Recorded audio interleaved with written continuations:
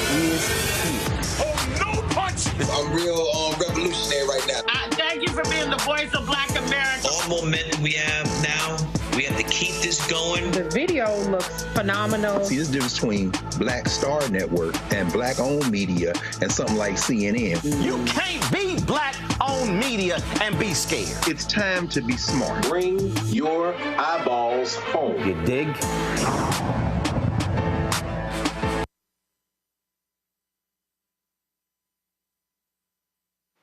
It's Friday, July 12, 2024. I'm Candace Kelly, sitting in for Roland Martin, who is taking a much-needed day off. Here's what's coming up on Roland Martin Unfiltered, streaming live on the Black Star Network.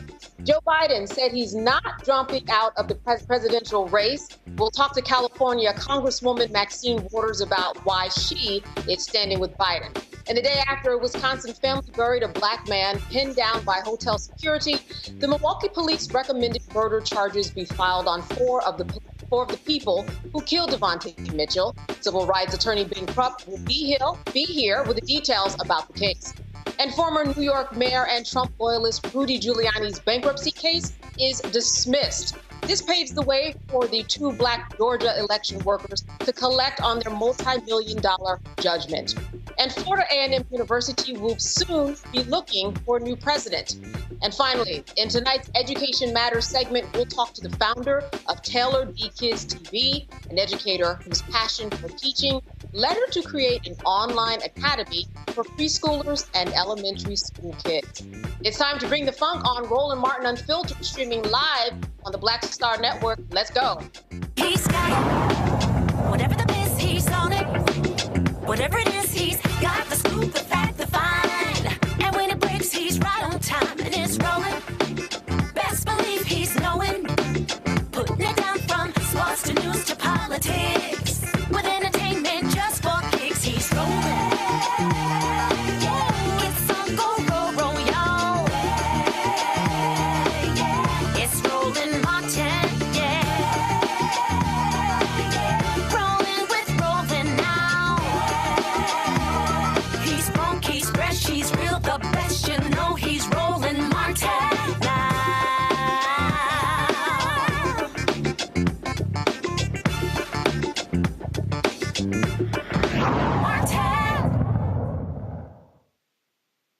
Thursday, President Joe Biden made it clear that the only way he would not drop out of the 2024 presidential election was if his team told him he could not win.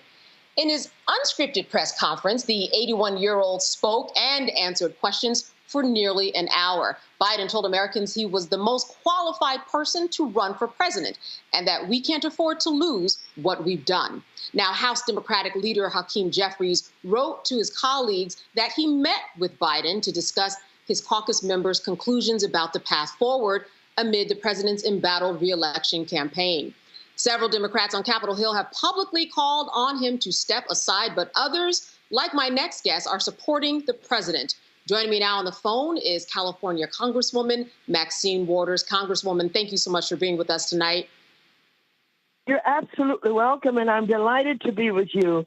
And it's so important that you're giving us the opportunity to talk about what's going on during this election time with Biden and with Trump. I'm ready to go. Right. And certainly you are ready to go, and you have been ready to go quite a while in terms of your unwavering support for the president. Talk to us a little bit about what's going on behind the scenes. People think that we're not hearing something or not seeing something because we do see a lot of headlines about people perhaps privately asking about his health and what he's going through. Can you tell us anything about what's going on behind the scenes that might be a lot different from the narrative that's out there?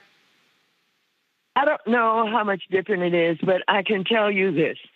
There has been a decision by some that they are not going to support him. And the reason that they give is he's too old, he's not capable, that something may be wrong mentally, on and on and on. Whatever the reasons are, there is a plot, and it is being organized to try and get this president to so-called step aside. And I had a talk with some young people in Chicago today about stepping aside. And I was reminded, and we discussed it a lot, that step aside simply means that the president will be president up until January. They're not saying resign. They're not saying get out of the presidency, because if he did, Kamala would automatically become the president. She's the vice president. And if the president resigns or something happens to them where they cannot perform their duties, that's what the vice president does. The vice president takes over. But in this plot that's going on, there is an attempt to get him to step aside and not resign because they would rather we lose the ability for Kamala to be president or even to remain vice president. And so it's a lot of tricks going on. But anyhow, you take a look at the number of people in the House of Representatives. I think it's up to about 19 now. And television keeps saying that, there's a huge call to make him step aside, to get him to step aside. But 19 out of 213 is not huge. And what you see are, members, most of them, I think, maybe believe that he cannot perform his duties, that somehow he won't be able to beat Trump. I don't know what they think, but something is going on. And I support Biden staying. He is our Democratic nominee. He won in the primaries, which makes him our nominee. And we should get behind him, and we should work with him, and we should ensure that he has the opportunity to get on that campaign trail and beat Trump the way he has already done. He beat him before, he can beat him again. Now, Congresswoman, certainly this has been an interesting process so far in terms of this campaign, beginning with what happened on June 27th with that early debate. And the president has done many things in order to try to make up for that or show that he is the one to be chosen. What do you think are the next steps in terms of what he should do on the campaign trail to make sure that people are behind him? Just strategy-wise, what are we going to see? Well, absolutely. And he's committed to staying out there, going to all of our frontline states, making speeches, explaining his public policy. But I think that in addition to what he's doing, that the secretaries, the appointees, all of those people who are carrying out his strategies should be out on the campaign trail also. And I do believe that all of the members of the House of Representatives need to do a better job of explaining the policies, how they work, what he has accomplished, what it means to have the lowest unemployment that we have had for many, many years, what it means to have an infrastructure program that creates contracts and jobs and opens up opportunities for minorities to be involved in procurement in the ways that they have not been involved historically. He is good on everything from climate change to reproductive rights to support for small businesses, doing everything that was needed during COVID to make sure that the frontline workers had everything that they need to be protected, like the nurses and the doctors, and making sure that they get the vaccines into minority communities because they had not been doing it before. Trump had told us just to drink some bleach. And so the comparison, there's no comparison. I mean, Biden is an honorable, upright man. Trump is a liar. He's deceptive, he's destructive, and he's divisive. I wanted to jump in and talk about the vice president for a moment, just in terms of positioning her so that more people will recognize what she has been doing. Many have been trying to make the argument that she has been doing quite a bit, but we haven't heard about it. And I'm wondering what you can let us in on in terms of what's going on behind closed doors to find out what is going to happen with her positioning and how she's positioning herself right now on this election campaign. Well, first of all, as the vice president, she's running as a team with Biden. They are a team. They're running together. Do not tend to be separated. She's been out on the campaign trail and has attracted a lot of support from women, talking about reproductive rights, women's rights. She's been excellent on those issues. She also has been excellent on dealing with small and minority businesses and education and all of these issues. Some people don't pay attention to the issue unless it's an issue that they care about. Well, if you care about health care, if you care about not only contracting and the opportunities for people to have jobs and positions that they've not had before, like diversity and inclusion, then you know what she's been saying and what she's been doing, and she's going to keep on doing that. Last night she was on international policy, talking about what is going on with Ukraine. And so she's well qualified. She's well equipped to do what needs to be done. She's been an asset to Biden, and the two of them working together have kept their promises. I want to end on this question. George Clooney in his op-ed in the New York Times, I'm sure you have something to say to him about staying in his lane. And I just wanted to give you the opportunity to speak to the George Clooneys of the world who are making their opinions be known in a big fashion. Well, what I want to do is I want to make known to people of color and to women and to poor people and to working people, all who have been helped with this presidency. We've got the power. I don't care what anyone celebrity has to say. We've got the power, and we better know how to use it and exercise it. We're going to have a significant number of delegates at the convention. We are going to have the opportunity to vote like we have never voted before, at least as well as we have voted before, in order to support our nominee. Whether it is, the New York Times or, the Washington Post, or any of the newspapers with the editorials, okay, they have a right to say or do what they want to, but they don't make the difference. They don't determine. It's the people who vote who make the difference. And I'm saying to our people, we've got to register, we've got to vote, we've got to show up, we've got to mail in those ballots, we've got to drop it in ballot boxes that are being set up, we've got to do whatever it takes to get our vote counted. All right. I certainly know that we will be hearing more from you, of course, on this campaign trail and more. Congresswoman, thank you so much for being with us tonight. You're welcome, and I'm available to you anytime. All right. We're going to take you up on that. Good to see you. Thank you. Bye-bye. Bye-bye. All right. You are watching Roland Martin Unfiltered here live on the Black Star Network. We're going to jump into our panel. Stay with us after this break. When you talk about blackness and what happens in black culture, we're about covering these things that matter to us, speaking to our issues and concerns. This is a genuine people-powered movement. There's a lot of stuff that we're not getting. You get it, and you spread the word. We wish to plead our own cause. Too long have others spoken for us. We cannot tell our own story if we can't pay for it. This is about covering us. Invest in black-owned media. Your dollars matter. We don't have to keep asking them to cover our stuff. So please support us in what we do, folks.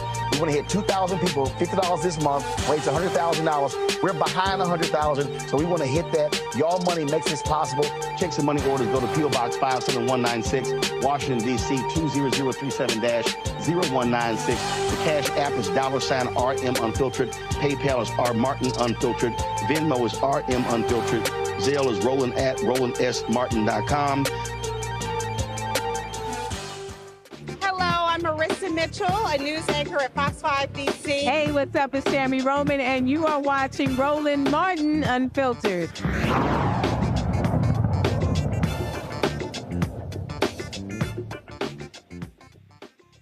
All right, we are back talking about the election, campaigning, a lot of aberrations and a lot more to come in terms of what we've seen so far. I'm now joined by my two panelists, Michael Imhotep, host of the African History Network show in Detroit, Michigan, and Matt Manning. He is a civil rights attorney out of Corpus Christie, Texas. Thank you so much for being with us today. Thanks for having us. Hey, thanks for having us, Candace. You're doing a great job. Yeah, I'm looking at the two guests, but I'm glad it's you two because I know that you guys can certainly fill the time. We normally have three, but I am not worried, Michael. I am not worried.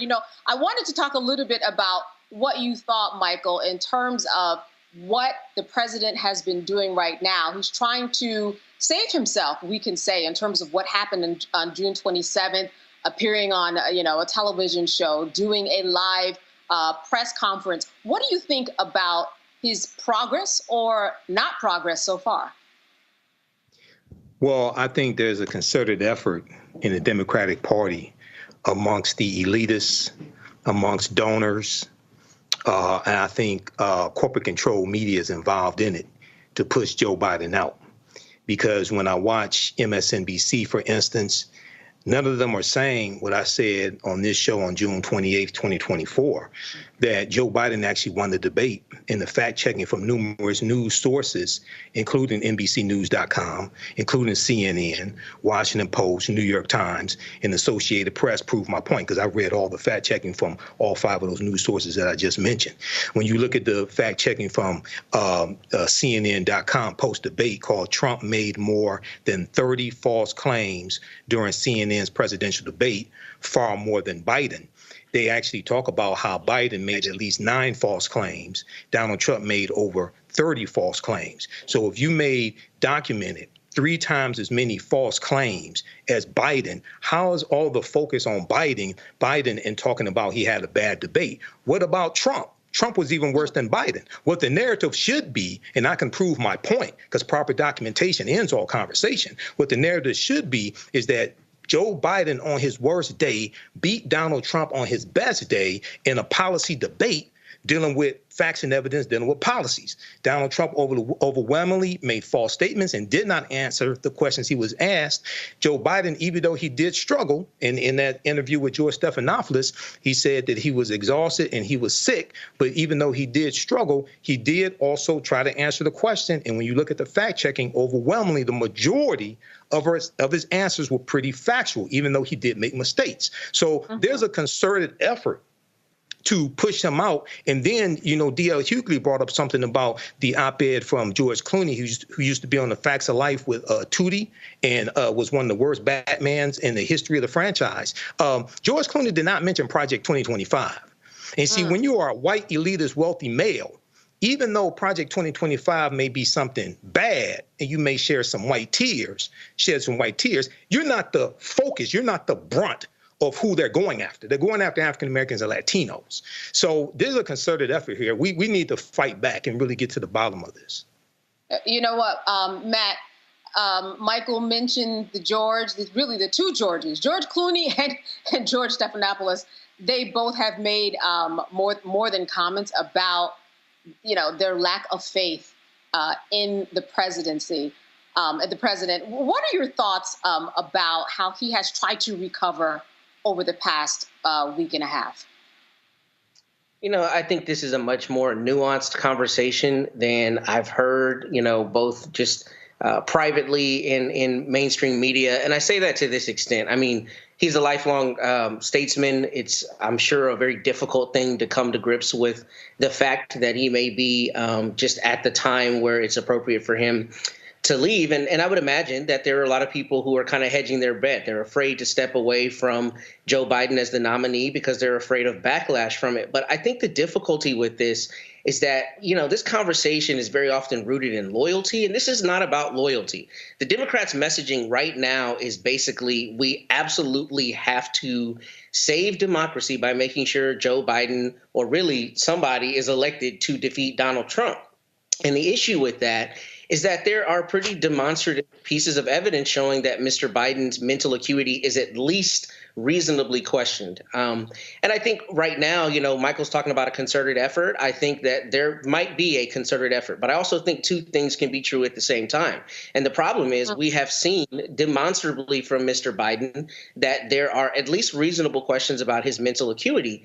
And I think the problem is, when we look at the debate and the substantive stuff that Mr. Biden has discussed, I mean, there's no question that he's eminently qualified and considerably more qualified than Mr. Trump. But I think that kind of assumes that your average person is out there looking at that. They are not. They're looking at the pageantry, they're looking at the presentation, and they're looking at an older man who's had a number of gaffes, who is standing opposite, one of the most kind of problematic marketers of our time, right? That's what Donald Trump's whole kind of shtick is. So I say that to say the question really should be, what is the Democrats' duty to its base, and what is the Democrats' duty to the electorate in making sure they have the absolute best person to counter Donald Trump, particularly because that would be consonant with their messaging. All the messaging is we have to save democracy, we have to save democracy. And while that is true, I don't know that you necessarily accomplish that if you are digging your heels in and are not having honest conversations about whether Joe Biden is the person who should be the nominee. Now, as to the efforts that he's taking to try to regain some of that ground, I think he's doing what he has to do. I think the problem with that, though, is that it's unfortunately looking to some extent like it's defiance rather than duty. And I think that's really the question now is, have we transitioned beyond thank you for your service, we need to move somewhere else, or is he really the right person to be the nominee? And I think those are fair questions. I think people who are preparing to cast their ballot in November have every right to ask these questions because notwithstanding his qualifications, that's a seminal issue, particularly when you see Mr. Trump and the looming prospect of Project 2025 on the other side of the aisle. I mean, I think the Democrats are trying to toe the line between not being disrespectful and staying where they are. But I think the problem is strategically they're in a catch-22. I think if they get rid of Mr. So you say it's a fair question to maybe ask about maybe some parts of his mental acuity. How do we get the answer? How do we get the fair answer to whether or not all is well? Well, obviously, so the problem, the problem with the whole narrative here is that Joe Biden is put under a microscope, but people put a blindfold on when they deal with Donald Trump. And the last time I checked, there were two front runners who were going to be the nominees. So one, as Joe Biden mentioned last night in his almost hour-long press conference with the press, peppering him with questions on foreign policy. I'm still waiting on Donald Trump to do the same thing. Donald Trump knows absolutely nothing about foreign policy except what Vladimir Putin tells him. Joe Biden said he takes a neurological test every year, and he took the last one in February.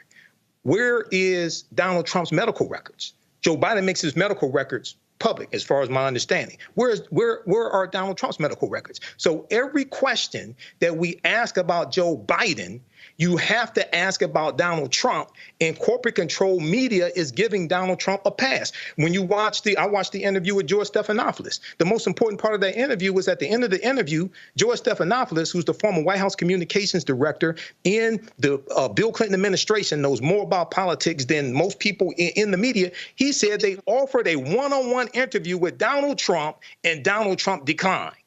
When the hell has Donald Trump declined a one-on-one interview that's going to be seen by millions of people? The man is a social media whore.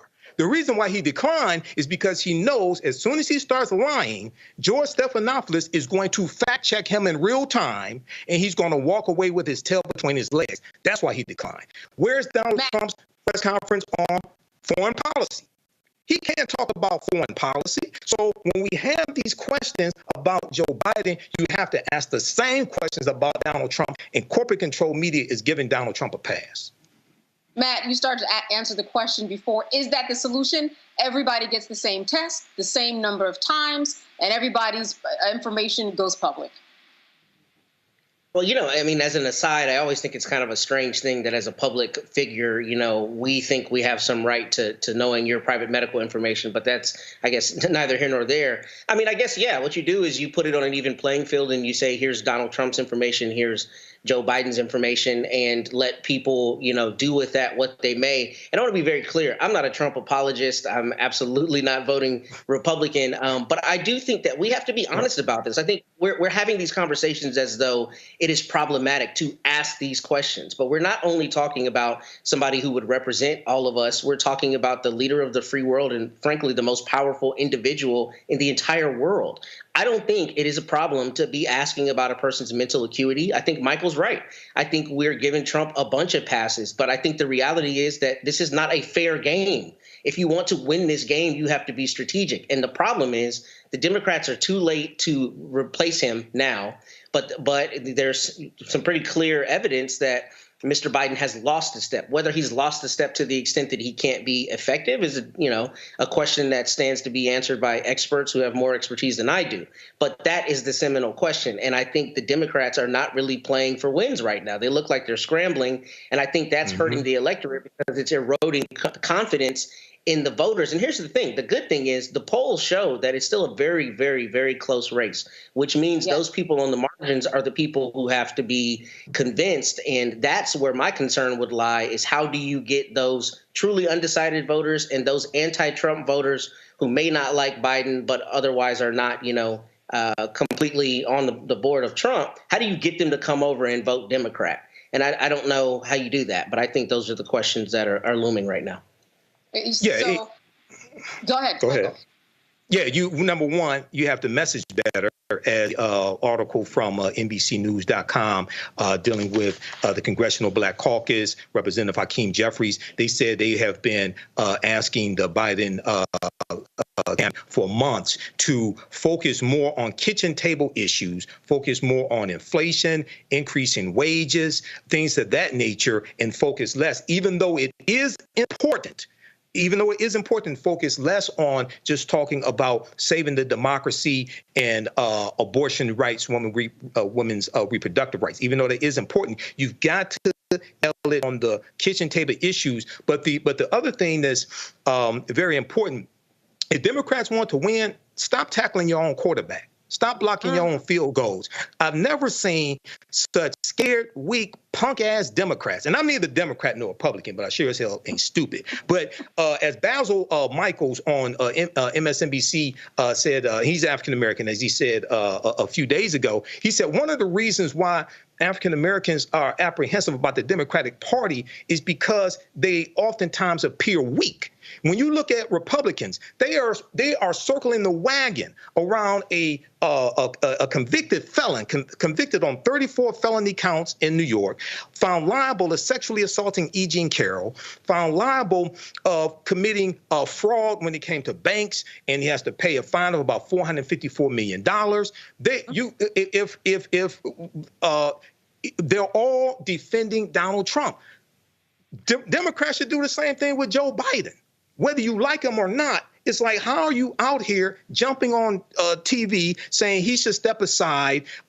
We love him, but it's time for somebody new.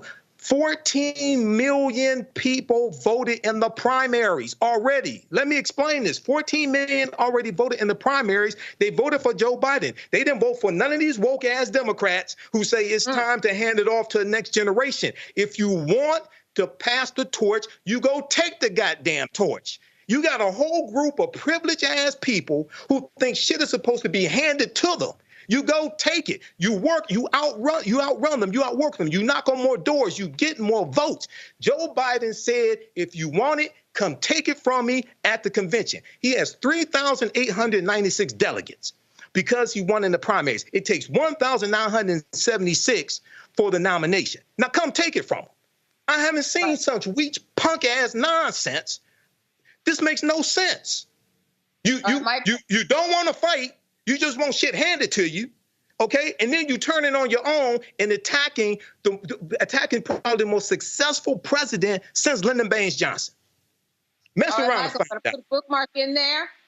Let you have the last word. Appreciate that. I know that we will be back with you, certainly, talking more about this election campaign and Joe Biden. All right, we're going to take a little bit of a break. When we come back, some more news that's making headlines. Stay with us here on the Black Star Network. Coming up on the next Black Table, a conversation with Professor Howard W. French on his new book, Born in Blackness, covering 600 years of global African history and helping us understand how the world we know today is a gift from Black people. There could have been no West without Africa and Africa. That's on the next Black Table with me, Greg Carr, only on the Black Star Network. Coming soon to the Black Star Network. I still have my NFL contract in my house. Having a case. It's 4 of them. My 4-year contract. I got a $600,000 signing bonus. My base salary for that first year was $150,000. Matter of fact, $150,000. $150,000. That's what I made. $150,000. Now think about it. My signing bonus was a forgivable loan, supposedly. When I got traded to the Colts, they made me pay back my signing bonus to them. I had to give them their $600,000 back. Wow. Yeah, I was so pissed. Because, man, I try to be a man of my word. I'm like, you, I'll give you your money back. You know, even though I know I earned that money, I gave them that money back. I gave them the $600,000 back. But yet, I was this malcontent. I was a bad guy. I'm about the money. It wasn't about the money. It was about doing right. Because I looked at, because you look at contract. Look at John Elway. John Elway was making $1 million, $800,000. I was making $150,000. I mean, I was doing everything. And I'm like, but yet I got so many letters, you know, so I just play for free and all that kind of stuff. I mean, you don't forget that kind of stuff. Right. That stuff is hurtful.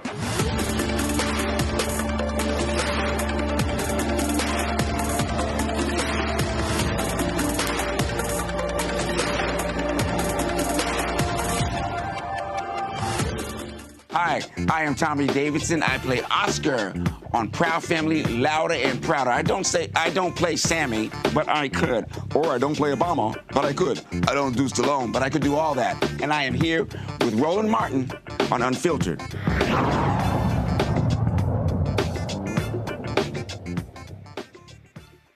Well, an altercation between a black man and the security guards of a Wisconsin hotel ended with the murder of a 43-year-old Devonte Mitchell, and his family is asking why he had to die. Cell phone video captured the encounter where Mitchell was pinned to the ground by security guards outside of a Hyatt Regency in Milwaukee. The video appears to show guards hitting Mitchell in the head. Mitchell's mother believes he was suffering from a mental health episode. The Milwaukee police referred 4 charges of felony murder to the DA's office in the death of Devonte Mitchell. Civil rights attorney Ben Crump is representing the family, and he joins us now. Thank you so much for being with us. Benjamin, good to see you.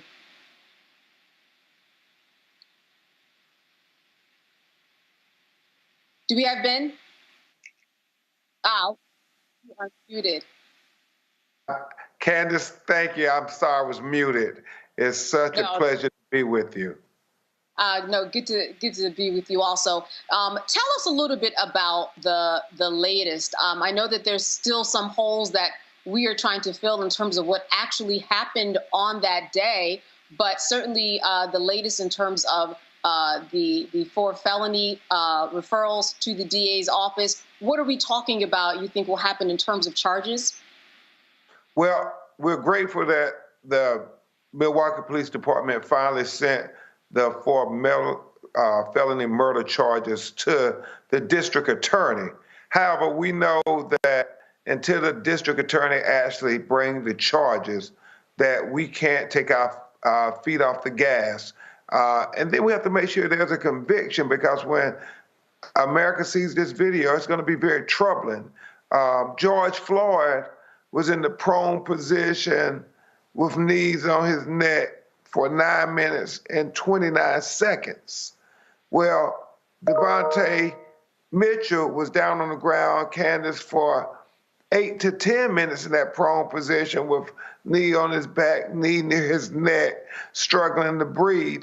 And even before he gets there, when you see the security surveillance from inside the hotel, you see him, when they're dragging him on the ground, they're punching him, they're kicking him, and then when they get him outside in the front area of the hotel, you see the white security guard take out the metal baton, and it looked like hit him in the head repeatedly. So when you look at the video in totality, it is just as egregious as George Floyd's torture video, and that's why these Hyatt employees should be held accountable. I mean, these are private citizens. They're not the police. They shouldn't be given greater consideration than any other citizen. And so the franchise owner of Hyatt property there in Milwaukee needs to do the right thing. And from the video, too, what we also see and hear is Devonte saying that he will leave, but never given the opportunity to do so. Yeah, and that's the other thing. As I said at his celebration of life, he said, please, please, please, please, please, 6 times. Then he said, I'm sorry, I'm sorry. And then his last words were, please help me. Please help me. And I think Candace and Roland and I have talked about it plenty of times. The last words of these young black men who died unjustly. Eric Gardner saying, I can't breathe. George Floyd saying, I can't breathe. Tyree Nichols saying, I just want to go home. And then you get to Devonte Mitchell saying, please help me. And so we vow to help Devonte, his family, his wife, his children. We're going to help Devonte get justice. So let's talk about the DA for a little bit, who's considering these 4 felony counts. What could and could not happen here? Because certainly we hope that those felony counts will stick and that the charges will come formally, but it could potentially go the other way. Or are you getting the sense from speaking to people behind closed doors that those counts will stand? Well, we in the black community in America can never, ever take for granted that the legal system is going to do right by us. We got to fight for every measure of justice that we get. And so, obviously, you got video evidence. You got one of the individuals involved, a young black man working for the hotel, whose parents encouraged him to come forward and tell the truth.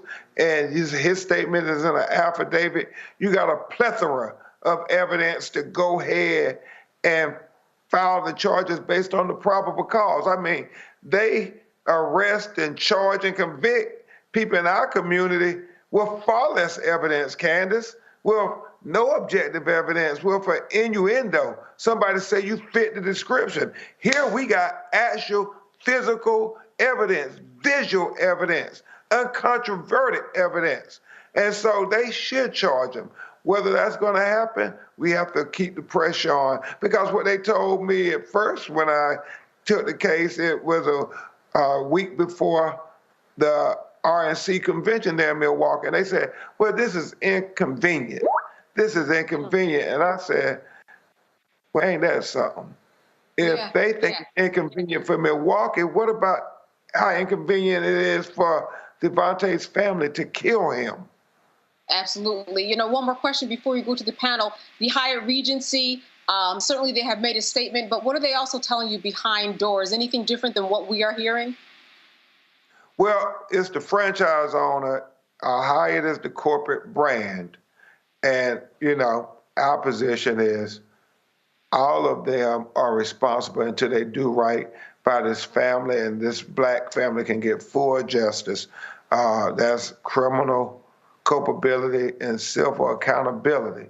And so Hyatt has said they're going to be fully transparent and they want accountability. And they need to use whatever influence they got to tell their franchise owner to do the right thing. If not, the activists are going to continue to go to every Hyatt that exists and say, until we get justice for Devonte Mitchell Hyatt, we're not going to let it be business as usual. All right, I want to go to the panel. Michael, let me start with you. A question for Ben. All right, Attorney Crump, thanks for coming on again and sharing information about this case. I had 2 quick questions, if possible. One of them, looking at the article, I think this is from NBCnews.com, dealing with this case. It said that a bystander was filming with a camera phone part of the interaction, and one of the security guards spotted the bystander and said, "This is what happens when you go into the ladies' room." Is it possible you can share any information on that? Number one. Number two, have you gotten any information regarding use of force policies, regarding the security officers, if they're training, anything like that, what they're allowed to do as far as use of force? Do they have arresting powers, detaining powers, et cetera? You know, those are excellent questions, Michael. I'll answer the second one first. We were flabbergasted to find out that none of the security guards had any training from the Hyatt Hotel or the franchise owner. And so if you didn't train them, I don't know how you can expect them to know what your policy, your use of force policy is. So as we look at the civil matter, that is going to be extremely important. And then to your first question, Michael, you know, they put out this narrative, and this is why we always have to go dig. And anytime they kill black people, we can't accept what they say as the gospel. They try to make it seem as if he was a pervert going into the ladies' bathroom. Well, the video clearly shows he was being chased. He ran into the gift shop, and then he ran out the gift shop and ran into the ladies' bathroom. And the two white women that were in the bathroom gave their statements. They said he never tried to touch them or do anything at all to them. They said he looked like he was scared. He was trying to get away from somebody, and that's exactly what everything suggests he was doing. He was just trying to run away from the security guard. And when you see the video, how they dragging him and punching him and kicking him, you see why he was trying to get away from the security guards. And so transparency, transparency, transparency. America needs to see the video, Michael. We only saw as his sister Naisha said, that video only shows them finishing him off. It's also very important that we see what they did even before they killed him. Yeah. Wow. All right, Matt. Thank you. Well, good to see you, Ben, and thank you for all your work, brother. Here's the two questions I have for you. The first is, would you describe a little further how the DA is considering this felony murder as opposed to just manslaughter? What felony are they claiming they were actually committing, number one? And the second question is, as it relates to this particular Hyatt, have you found any other evidence of them profiling black people or otherwise treating black people differently than other patrons? Have you found that in your investigation yet? And again, I'll answer your second question first. We've had Hyatt employees who want to remain anonymous for obvious reasons, but former employees who said, no, the security people, they kind of harass black people. And, you know, Devonte had mental issues that he was dealing with, but you don't treat people dealing with mental crisis with that excessive force that ends up killing them. And they said they didn't like people out in front of the hotel asking people for money. Well, we understand that you may consider that a nuisance. You don't kill somebody for doing that. You call the police, you call somebody appropriate, but it looked like they were trying to take the law into their own hands, and they were doing it so punitively. I mean, it looked like they were trying to punish them when you put all the videos together. And I think your first question, what was the first question again? It was just felony murder is how I saw the charges reported. So what felony are they claiming as opposed to just manslaughter or some kind of homicide charge? Yeah, you know, it depends on if they're going to also be convicted of the assault and battery in the hotel and with the metal baton outside. I don't know why he would take the metal baton out and hit him in the head area, but that's what they said he did repeatedly. And so the felony, as I'm looking at it, could be the punches and the kicks while he was on the ground.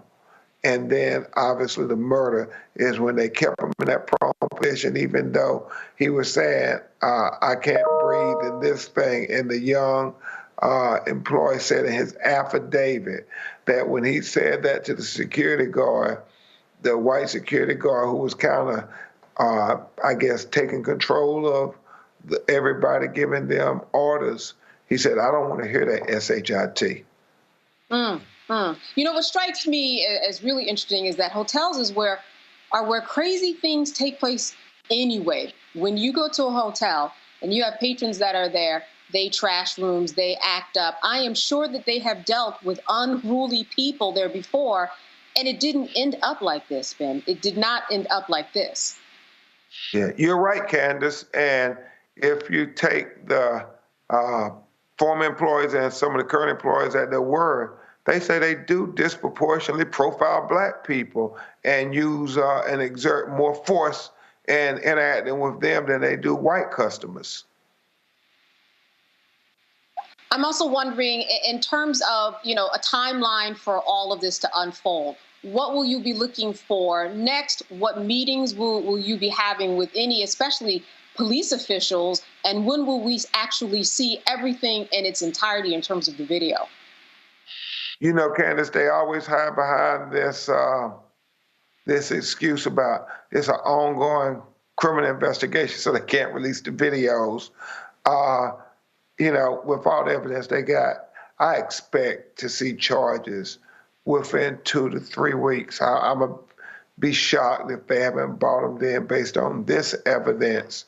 But, you know, they may try to say, oh, we got to wait for a toxicology report and all that kind of stuff.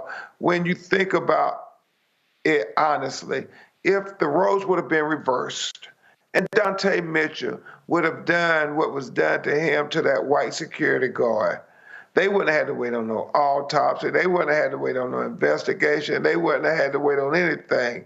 That video would be all over the news, the cable news stations, all across America, and Devonte would have been arrested, charged, and probably convicted by now. So the question that always remains in my heart is, why are the rules different when it's a dead black person lying on the ground? Absolutely. All right. Attorney Crump, as always, good to see you. I'm certain that we'll have you back to give us an update on this case. Thanks so much. Thank you, Queen. All right. Roland Martin Unfiltered, you are watching that right now. We're going to continue more here on the Black Star Network. Stay with us. We'll be back right after these messages. Hatred on the streets, a horrific scene, a white nationalist rally that descended into deadly violence. White people are losing their damn minds. As an angry pro-Trump mob storms the U.S. Capitol, we're about to see the rise of what I call white minority resistance.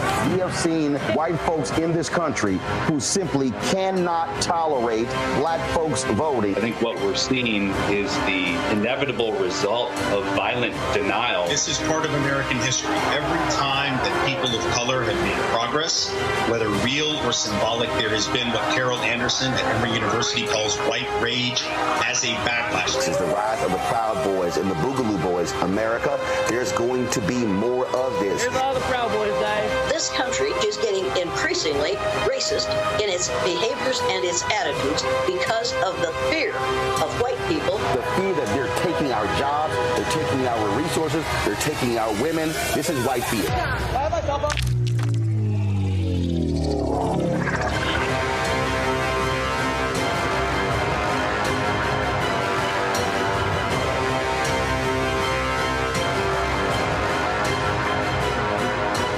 Fanbase is pioneering a new era of social media for the creator economy.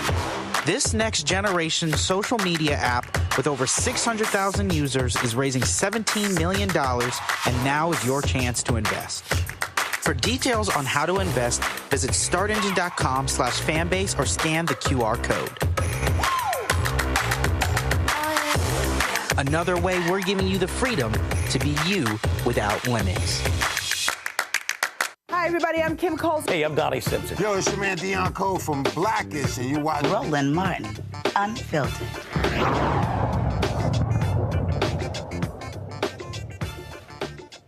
All right, I wanted to continue to talk a little bit more about this case out in Wisconsin at the Hyatt Regency. Matt, I wanted to talk to you. You talked about the underlying felony that might be consideration in this case.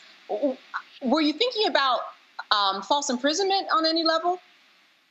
I hadn't thought about that. That's obviously a state-specific charge on whether it's a felony or even a crime. But, what is something I want people to know about this case that I think hopefully will provide Mr. Mitchell's family a lot better opportunity at recovery, not only having Ben Crump and his amazing team, but the fact that this is a private business fundamentally changes how you analyze this. So a lot of the times on this show, we're talking about cases involving law enforcement officers who get their authority from the government, right? But this is private security. So I think the one thing, if there can be even a remote silver lining in such a tragedy, is the fact that it's a private business. Hyatt is all over the world. They have probably insurance limits in the literal billions, which means there is a much greater chance that this family is going to see justice as much as possible from a financial standpoint.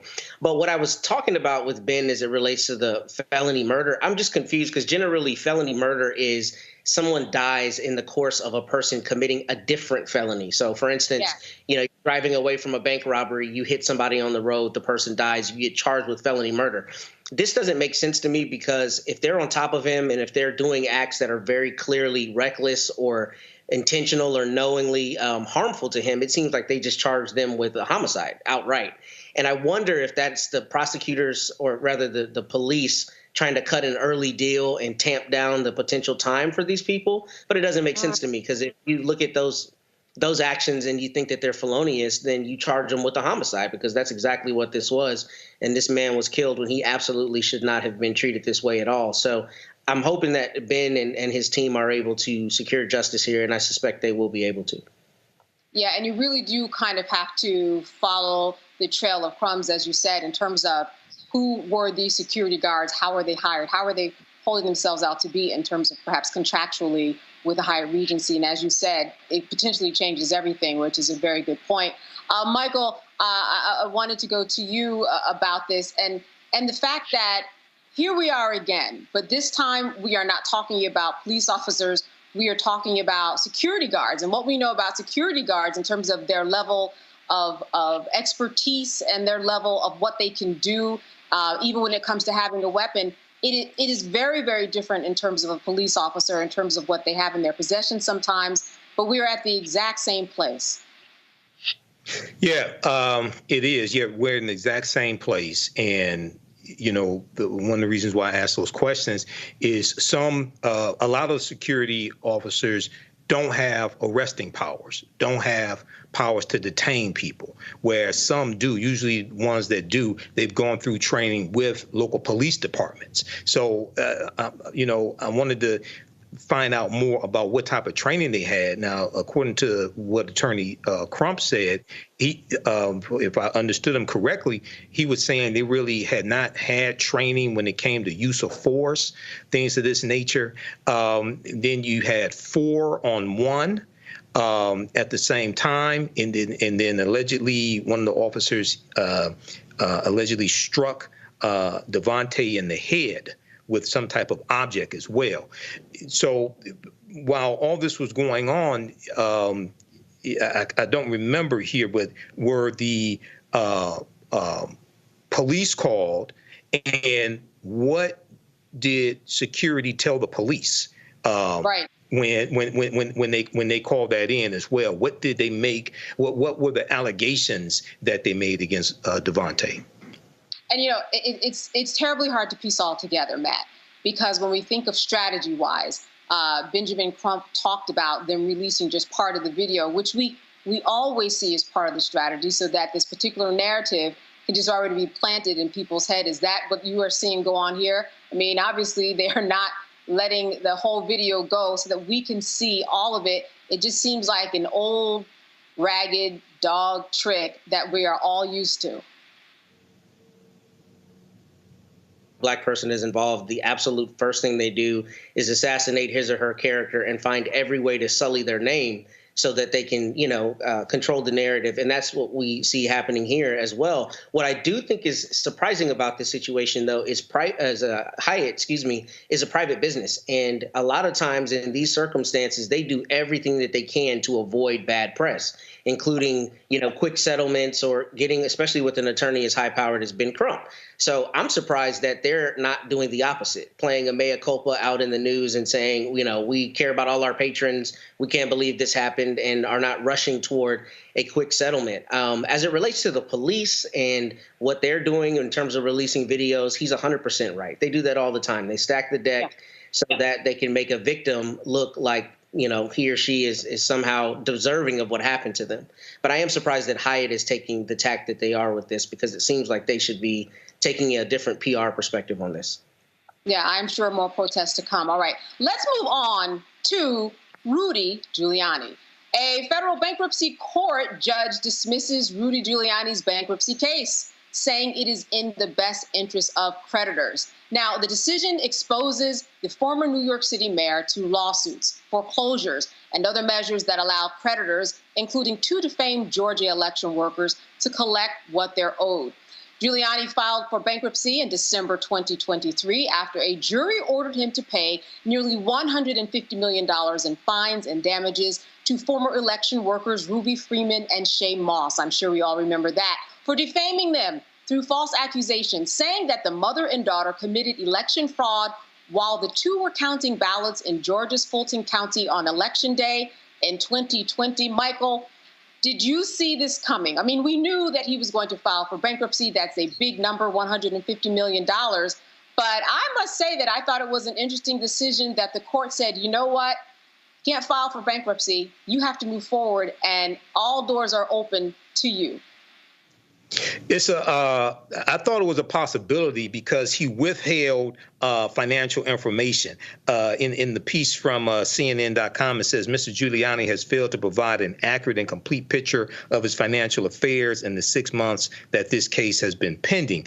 The judge wrote in his decision. So when you withhold information, when it looks like you're trying to cover up, okay, when it looks like you're not presenting evidence that is needed, things like that, usually things don't go well for you, okay? So I'm happy about this because this man, one of Donald Trump's thugs, put the lives of Shay Moss and Ruby Freeman in jeopardy, okay? And these sisters probably suffer with some type of post-traumatic stress syndrome or something like that from the death threats that they got and just the blatant racist lies that Rudy Giuliani told. So he deserves this and a whole lot more. Hopefully he ends up in prison. Matt, what is your take on what happened and the fact that here was this esteemed mayor, all right, someone who in the legal community decades ago was on the cover of all type of magazines. He was America's mayor. And now this particular demise, what do you think actually happened with Rudy Giuliani and all of this? Because some of it doesn't make sense when we think about who he was and what he has become today in terms of this Trump loyalist that eventually got him right to this particular decision today. Because had he not been so loyal, he would not have gone to the lengths that he did in order to defame these 2 women and really, as Michael said, give them post-traumatic stress disorder because of all of the death threats. Their lives stopped.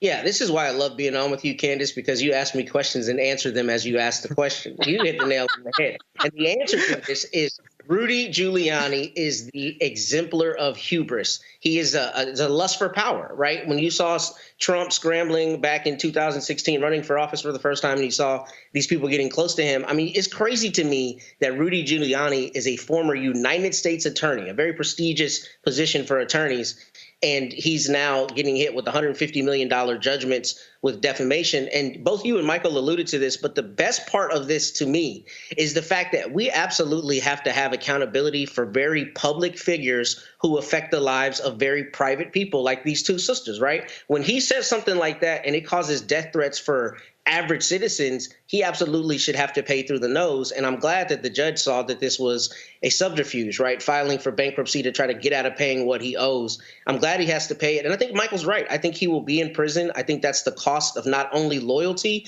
but a lust for power that's unchecked, particularly from somebody like Giuliani, who, in 2001 in that time frame was really, kind of an exemplar of here's a public servant, or at least touted to be a public servant who was really leading New York during a crisis. But what we know is that he's really just got a voracious desire for power, and that desire for power has him next to Donald Trump, who has sent him to ruin, and for good measure. You should have better discretion, and you shouldn't consort with people like Donald Trump. That's what happens when you do. That's why all these people around him are falling the way they are. Michael, what I find what is most interesting about this is that here we have Rudy Giuliani, who was sued for defamation, lost the case. On the other hand, you have the Supreme Court giving the former president, Donald Trump, immunity and having him say to himself and to the world, remember I told you I could say anything I want? I actually can. So on the one hand, you have Giuliani being, sued for defamation. You can't say that. But then Donald Trump, he seems to be in his own lane. The two just don't make sense. Well, when you understand the Heritage Foundation and the Fairless Society, you understand Mandate for Leadership that the Heritage Foundation released in 1980. And the Reagan administration implemented 64% of the 2000 policies that the Heritage Foundation proposed in Mandate for Leadership in 1980. What's taking place with Project 2025 is part 2 of what the Heritage Foundation did in 1980. This makes perfect sense. You're dealing with the consolidation of powers of the president, the 3 judges, Supreme Court judges that Donald Trump got confirmed, Neil Gorsuch, Brett Kavanaugh, and Amy Coney Barrett. Those were names submitted to him that came from the Heritage Foundation and the Fairless Society. This makes perfect sense. These people are playing for keeps. They're playing into the end game. And we, as African Americans, we really have not focused on the power of the judiciary.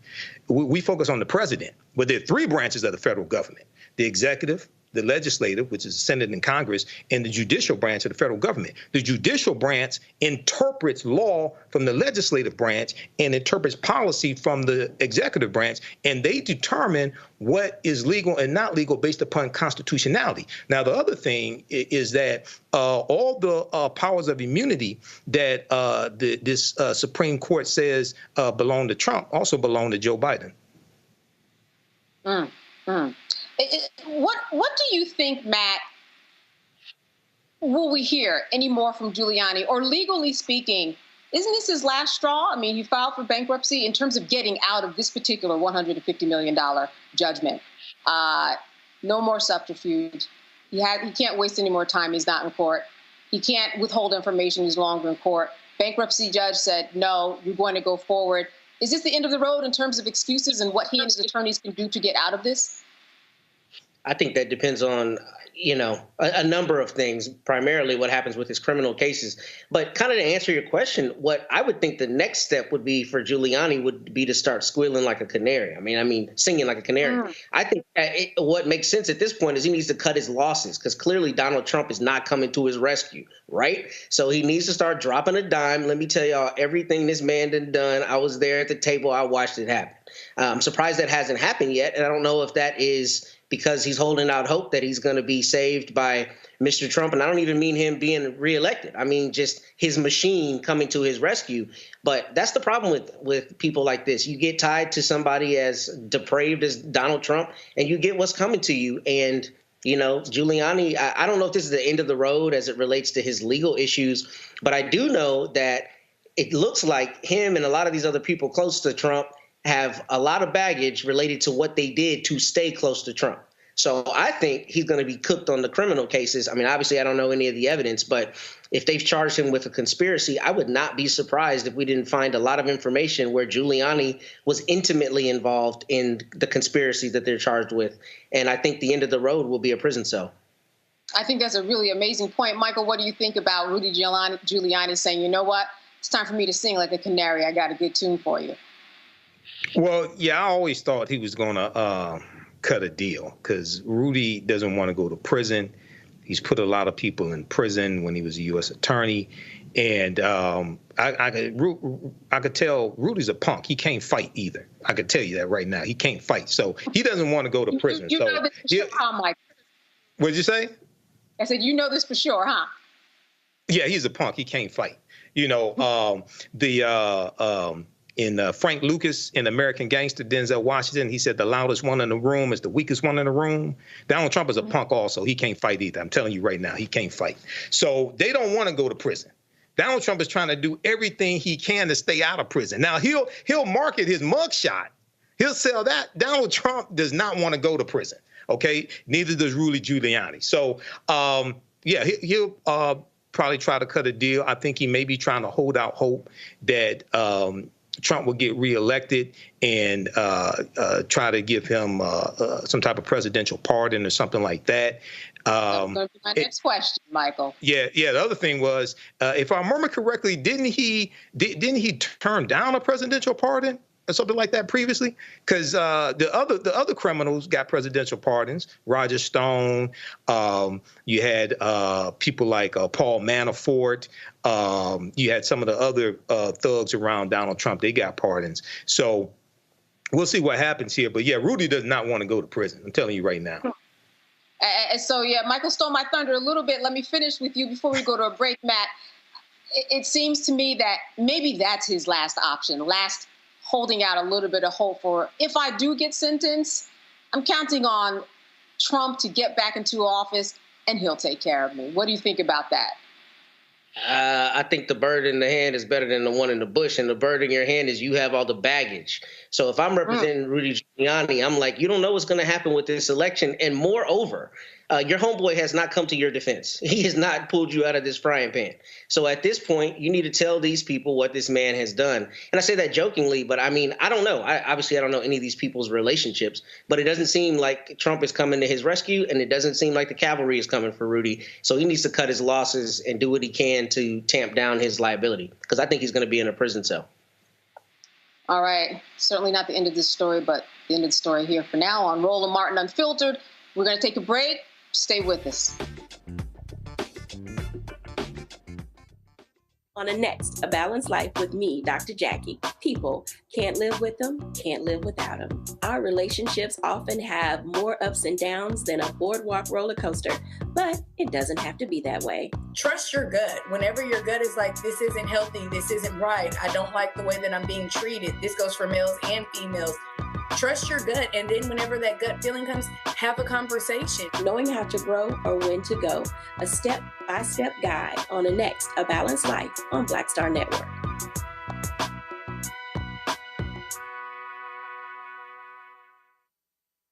When you talk about blackness and what happens in black culture, we're about covering these things that matter to us, speaking to our issues and concerns. This is a genuine people-powered movement. There's a lot of stuff that we're not getting. You get it, and you spread the word. We wish to plead our own cause. Too long have others spoken for us. We cannot tell our own story if we can't pay for it. This is about covering us. Invest in black-owned media. Your dollars matter. We don't have to keep asking them to cover our stuff. So please support us in what we do, folks. We want to hit 2,000 people, $50 this month, raise $100,000. We're behind 100,000, so we want to hit that. Y'all money makes this possible. Check some money orders. Go to P.O. Box 57196, Washington, D.C. 20037-0196. The Cash App is $RM Unfiltered. PayPal is R Martin Unfiltered. Venmo is RM Unfiltered. Zelle is Roland at RolandSMartin.com. Hello, I'm Paula J. Parker. Truly proud on the Proud Family, Louder and Prouder on Disney+. And you're watching Roland Martin Unfiltered.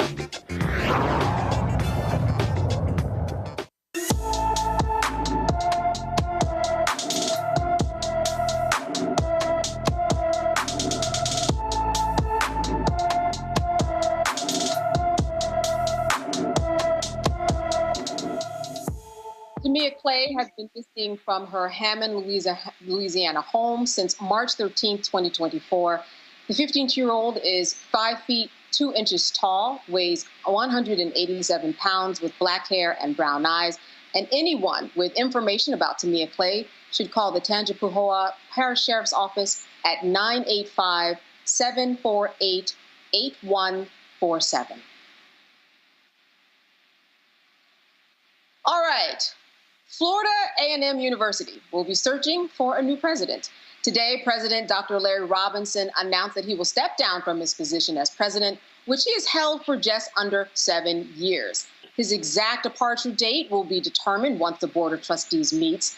The university said Dr. Robinson plans to return to his FAMU School of the Environment professor role before being named FAMU's 12th president on November 30th, 2017. Now, Robinson's announcement comes months after we saw the now ceased $237 million donation from Texas hemp farmer Gregory Jerami, which made national headlines and is currently under investigation. Core licensure program performances also heightened concerns from the Florida Board of Governors. We look at this, Matt, and I don't think that this is a very big surprise, but it also seems as though there's something behind the scenes we don't know about quite yet. Yeah, I think so. And I'm frankly surprised he stayed on as long after that debacle as he did. Jarrell Blakely, who broke the story, is a friend of mine from college, brilliant brother. And I'm glad he did the work that he did, because this is the kind of thing that shows, institutional failure, especially from the president and the C-suite executives who saw a very big dollar sign and didn't do just basic due diligence to check it. And FAMU is a fantastic university, so it's really sad that their brand has been sullied by this. But I'm sure there's a lot going on behind the scenes. There may have been some deals cut. He's obviously staying on the faculty, but I hope that their next leader and their next group of leadership is able to shepherd the university going forward and continue making some of the strides that they've made. But that is a huge black eye on that campus. It's just extraordinary that happened, because it was so easily disproven had they done very basic work. Yeah. Michael, what do you think is going on here? Do you think what is going on is what we are actually seeing, and that this president who will be stepping down, it was on his own volition? He made the decision, and that it all worked according to how we are reading? Yeah, I don't have direct evidence that it was because of the over $200 million fake donation from the hemp entrepreneur, but it seems like that if that wasn't the primary reason, it probably played into the whole calculation, because I felt that there were going to be some people resigning or getting fired behind that, because one of the things that it did, even though in the beginning, we want to believe stories about African-American entrepreneurs that give back and give to HBCUs. But when nobody had ever heard of this guy, when they're going back and forth over, okay, the stocks have already been given, things like this, but who gave value to the stocks, that makes any institution the laughing stock of education, not to do a play on words, but it's just embarrassing. It's like, wait a second, nobody from your school of business did any research on this guy? It's just embarrassing. So yeah, we'll see what the real reasons behind this are. But it was just sad to see how everything turned out also behind this. Because I know budgets were made and plans were made to spend that money, right? And now you have to recalibrate because you find out that, you were given monopoly money. And process-wise, yes, we look at Dr. Robinson, someone who, as the president, was a final word in many situations. But process-wise, Matt, a lot of people were involved in this along the way. I'm actually surprised that, as you said, it took this long, and I'm surprised that other people somewhere along the way also didn't get fired or removed or decided to voluntarily step away. Yeah, I'm with you completely, particularly because, most universities have developmental teams or foundations or endowment team, right? People who go out and get money, who get donations for the university. So I don't understand how it went through presumably multiple levels of contact with this guy who seems to be just a straight up fraud based on what I've seen reported. And nobody got wind of that, particularly because $237 million is an astronomical amount of money. And it's an astronomical amount of money compared to a lot of HBCUs endowments. So, for it to be meted out over a number of years, it seems like this is the kind of thing you truly want to vet. If we were talking about a purported $50,000 gift, this would be a completely different conversation. But you're talking, institution changing money. And I don't know how they didn't do the very basics to determine that this was not a real pot of gold. All right, and let's think about this. I want all three of us to think about this for a moment, especially starting with you, Matt, your legal background.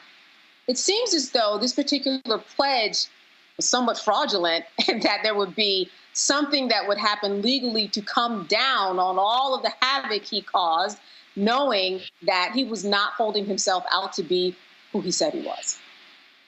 Yeah, I've thought about that, and I don't know that I've really come to any conclusion on exactly what he could be charged with. But, there are a lot of state level criminal and civil charges essentially for fraud. And I would think that this is fraud not only to what he represented to the university, but whatever, kind of to Michael's point about how the university planned to use the money, anything that they did in reliance. So if they spent any money setting anything up or, otherwise expending monies, expecting to get money from him, then I think that, he should be liable for that, whether it be criminally or civilly. But this is definitely fraudulent. And I'm sure that people looking at it might find ways both on the state and federal end to prosecute him, because I'm assuming there would be some fraudulent documents involved, maybe fraudulent transfers. I'm not sure of what the evidence would show, but it seems to me, he represented something that wasn't true, and that should be actionable. Michael, your thoughts about that? Yeah, I think it was definitely fraud involved. And, once again, you have to do some vetting. Roland did a number of segments dealing with this, and it was really good, because it's like, okay, so nobody from the city where FAMU is, nobody had heard of this guy. Nobody heard of this guy in the city where he was in. Let's Google this guy's name. Let's research his operation. Let's go visit his operation. Let's go visit. Let's see how many employees he has. Things like that. He said he had thousands of contracted employees, et cetera. You remember on Saturday Night Live, they had that skit, yeah, that's the ticket. They got it loud all the time, and he said, yeah, that's the ticket. The more you heard about it, the more lies you heard, okay? Thousands of contracted employees. Okay, this guy's like in his 30s. And we want, I used to read Black Enterprise every month. Yeah, we want to celebrate successful African-American entrepreneurs, but it's like, hold on, wait a second. Something's wrong about this story. So, and the more we heard about it, the worse it got. That's the part about it. The more we heard about it, the worse it got. But I think there's definitely some fraud involved in this. And I don't know if there are possible legal charges behind this as well. I'm not sure. Right. Yeah. Matt, what I'm thinking is that Dr. Robinson, at least he wasn't fired, because, again, I think that when we look at this whole process, that there were a lot of people involved, and it all shouldn't have fallen on him. And he's going back to the classroom, it seems like, or some other capacity, but he is in fact staying with FAMU, and I think that was fair. Well, heavy is the head that wears the crown. What happens when the team isn't losing? It is not winning. The coach gets fired. That's how it works. And, the buck stops with him ultimately. Now, granted, I have no idea what evidence was presented to him or not presented to him, but I think your point is well taken. There may be other people who are not in these positions anymore, and frankly, they shouldn't be, because this is public money. It's a public university, right? So everything that the school does should be in support of the public, and the public trust is an indispensable part of public service. So once you lose that public trust, you no longer have that capacity to do public service. But he'll continue teaching, and hopefully FAMU will have a new leader that can root out very basic, obvious things like you're not getting $237 million from a dude with no real employees selling hemp somewhere in Texas. Like, that's not happening. And hopefully the next people can figure that out. Yeah. All right. As we go to break, let's also hope that those alumni, that they're contributing a little bit more in light of all of this, because as Michael has said, a real letdown, especially if this money was already promised in certain places throughout the university. All right. You are watching Roland Martin Unfiltered here on the Black Star Network. Stay with us. We'll be back after a break. Coming soon to the Black Star Network. I still have my NFL contract in my house, having a case. It's 4 of them, for my 4-year contract. I got a $600,000 signing bonus. My base salary for that first year was $150,000. Matter of fact, $150,000. $150,000. That's what I made, $150,000. Now think about it. My signing bonus was a forgivable loan, supposedly. When I got traded to the Colts, they made me pay back my signing bonus to them. I had to give them their $600,000 back. Wow. Yeah, I was so pissed. Because, I try to be a man of my word. I'm like, you, I'll give you your money back. Even though I know I earned that money, right. I gave them their money back. I gave them their $600,000 back. But yet, I was this malcontent. I was a bad guy. I'm about the money. It wasn't about the money. It was about doing right. Because I looked at, because you look at contract. Look at John Elway. John Elway was making $1 million, $800,000. I was making $150,000. I was doing everything. And I'm like, but yet I was, I got so many letters, so I just play for free and all that kind of stuff. You don't forget that kind of stuff. Right. That stuff is hurtful.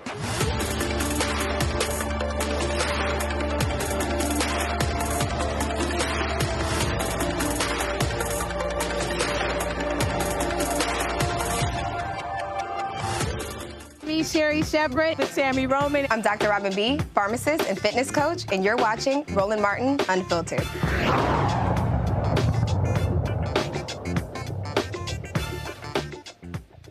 All right, the West Virginia police chief responsible for the hiring of a former Cleveland officer who fatally shot 12-year-old Tamir Rice in 2014 has stepped down.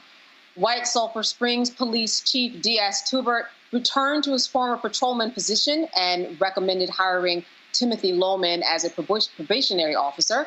Lohman resigned from the White Sulphur Springs police force last week.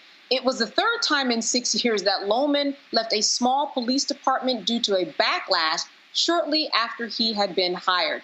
Tamir was playing with a pellet gun outside of Cleveland, Ohio Recreation Center on November 22nd, 2014, when he was shot and killed by Lohman seconds after Lohman and his partner arrived. Michael, I want to pass this over to you. The stepping down, what do you make of that?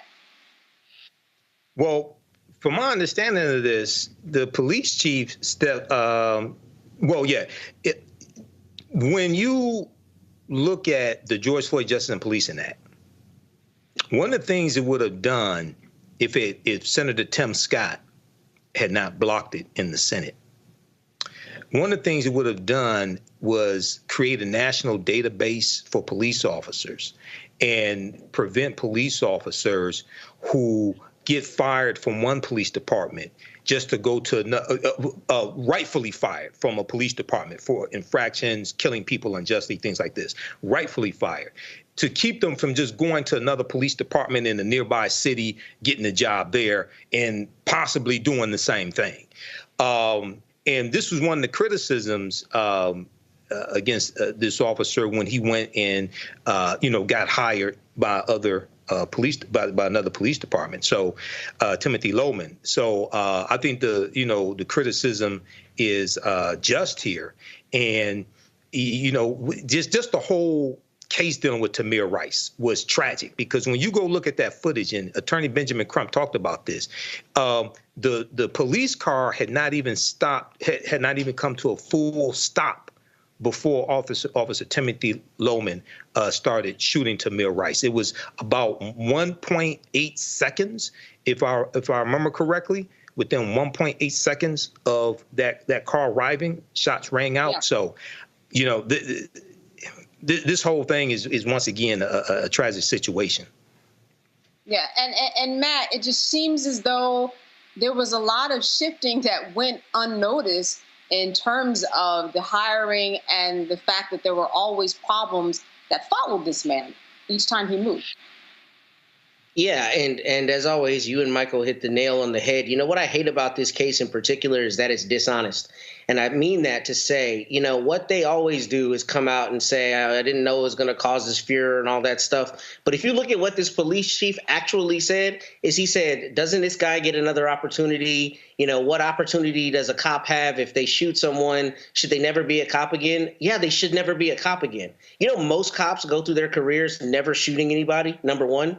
And number two, you don't have a right to be a police officer. You don't have a right to do that job. That's a job that has a lot of power and a lot of authority, and therefore we need to make sure the right people do it.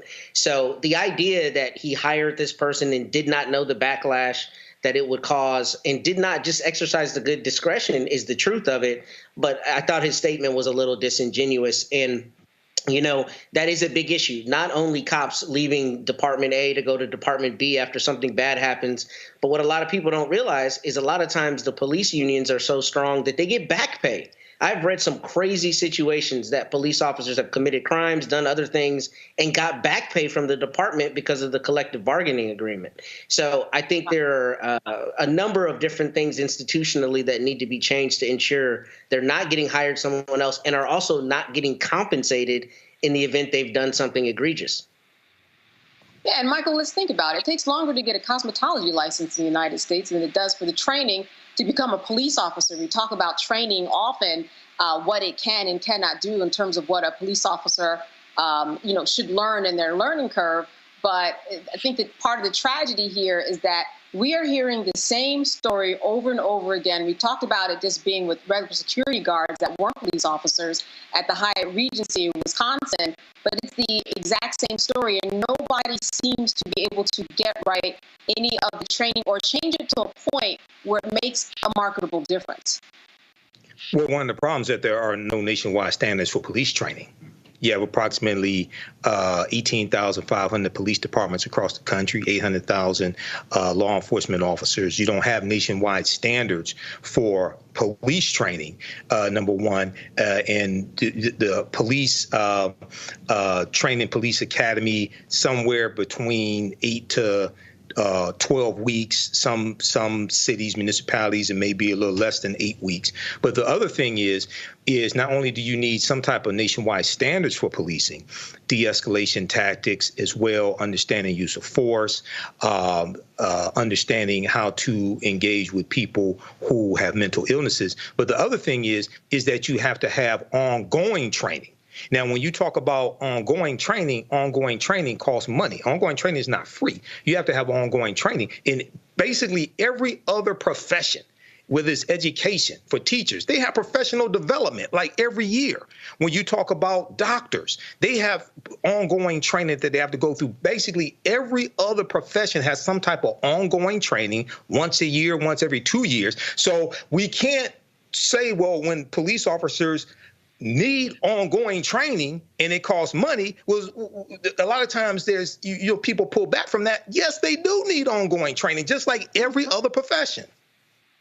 That's right. Listen, Matt, continuing legal education credits sound familiar? Yeah, they do. And I think Michael's right to an extent, but I want to push back on that because I don't think it's about training. It's about a lack of disincentives to do certain things. I look at police officers' training ledgers all the time. Many of them have thousands of hours of training. But it doesn't matter if you don't get in trouble for when you break the law or when you do something egregious to someone's rights. The problem is not the training. The problem is if they don't follow their training or they don't do something that is reasonable, they have a lot of immunities built in on the civil side. And then you have prosecutors who are disinclined to charge them with crimes. How often are we on this show and you talk about a case and the first thing the lawyer says is, we want this person criminally charged? There are not disincentives to acting against your training. And that's the real issue. Unless police officers are held accountable a lot more forcefully, then there's no disincentive to them doing bad things. And that's the crux of it. It's not training. So that deals with enforcing policy as well within the police department. So yes, you need ongoing training. Yes, you need better training. I would argue you need national standards when it comes to police training. But also, as we talked about here on this show as well, this is why I said more African Americans are going to have to apply to these police departments. African Americans who have the right mindset, not the ones who allegedly beat Tyree Nichols to death. I'm not talking about those type. OK, I'm talking about those that have a guardian mentality. You're going to have more African Americans who apply to these police departments, who take these jobs and want to become the type of officers we say we want to see. But you also have to have enforcement of existing policies and new policies that will be put in place as well. So it's one thing to have policies on the books, but it's another thing to actually enforce the policy. So a lot of times you won't see policies actually enforced like they should be when people violate training. So it has to be a holistic approach to this. OK, nationwide standards for policing is one that's really important. But the other thing is actually enforcing policies that are on the books. And you know what, Matt, when we talk about enforcing policies, and we always talk about this on this show, it boils down to that democratic process too, or your civil engagement, your civic engagement in the process. What is going on in your town in terms of the police? What is going on in your state? Are you involved? Yes, we talk about getting out the right to vote and getting out to vote on a national level. But locally, people also need to be paying attention at what is going on in their own police stations, in their own counties, in those 18,500 counties that Michael's making reference to, so that you can make change or march where you need to or get involved where you need to in order to change it at local levels too. Correct. And in your state house and in your city hall, the people, to Michael's point, who make the policies that are enforced or not enforced. And even that is a problem, right? Because, yesterday I got hired by somebody who was sexually assaulted in jail, the first time they'd ever been arrested. They make a call to the local sheriff's office, and the sheriff's office has one of its own investigate one of its other own. That doesn't make sense. As a matter of course, it should be a policy that you call a different law enforcement agency to come in and investigate. But there's so many little things that stack up to make it where there are immunities and it's impossible to hold people accountable. And to your point, we need to have greater awareness at our halls of government. But beyond that, we need to have a greater demand that those in the halls of government remove some of those institutional blocks that make it hard for people to seek justice in these circumstances. Colorado did it not long ago, removing qualified immunity. If other states did that, I think it would reform markedly a lot of the actions that you see from police officers, because that shield would not be there in the most egregious situations and people would be getting justice. Yes, go ahead. I had a question for Matt. So, Matt, we talk about, now I agree qualified immunity should be removed, but I've also been hearing that, do you think if qualified immunity is removed, then insurance companies will start selling police misconduct liability insurance? Because I've heard some things around that being proposed as well. And the other thing is, one other aspect of the George Floyd Justice and Policing Act was lowering the standard for federal criminal prosecution of police officers from willful intent down to negligence, because it's harder to prove willful intent. You have to, that goes to state of mind. You have to prove that they willfully intended to deprive somebody of their civil rights, which is much harder to prove. So what are your thoughts? And I'm not trying to turn into the host of the show, but what are your thoughts on that when it comes to when it comes to what are your thoughts on that when it comes to police misconduct liability insurance? You think that would start being sold if that law is repealed? I think that's a brilliant question. And I think, one, insurance companies are as close to the devil as any civil thing can be, so they will find a way to make money. Yes, they'll start selling those policies, number one. But, to that end, and Candace, thank you for letting us run a little bit. But one of the issues, Michael, is you don't always have mandatory indemnification, meaning in a lot of my cases, I can sue a police officer and sue her based on what she did and sue the city. But the city doesn't have a duty to pay her judgment necessarily. So one of the things that happened is the cities need to be responsible via law. And I'm sure they are in certain states. They're not in Texas. But if a police officer does something, if the city knows that they have to pay a judgment against that officer or a settlement, I think that's going to mean they're going to enforce their policies because they want to make sure that they stay solvent. So, yes, I think there would be some insurance policies purchased, but whether it be by the police officers or whether it be by their municipalities is a different question. And that I don't know. But I'll tell you this. You know, we have other laws where they find a balance between immunity and allowing people to have some semblance of justice. So a good example, in the state of Texas, if you sue the state of Texas, the maximum they can pay you on a settlement is up to $250,000. I think it should be considerably more than that. But at least there is something that says if a certain thing happens by a state actor, there is a means by which you can recover, right? But with qualified immunity, what it does is it gives a judge all the latitude to say, oh, okay, I think what this cop did is okay. Or, you know, you don't have any other instances of this exact thing happening by this police officer. Therefore, we're going to hold them harmless. And it can be the most egregious thing. You know, a cop could kick somebody in the face, and the Fifth Circuit would say, you don't have any other cases where a cop kicked somebody in the face, so you haven't proven to us that's a constitutional violation. And that just defies logic. So I think it's incumbent on our legislators to put in some kind of schemes so that people can actually seek justice. And whether that's mandatory indemnification or mandatory insurance policies, something like that, I think it's incumbent on them because the courts are not going to do it. Okay, thanks. Let me get your insight, Michael, because you mentioned this in terms of getting more people of color to be police officers. How do you think that can happen? And how do you think we can make the profession an inviting one? Well, first of all, there's a nationwide shortage of police officers, and there has been one going back to COVID and right after COVID.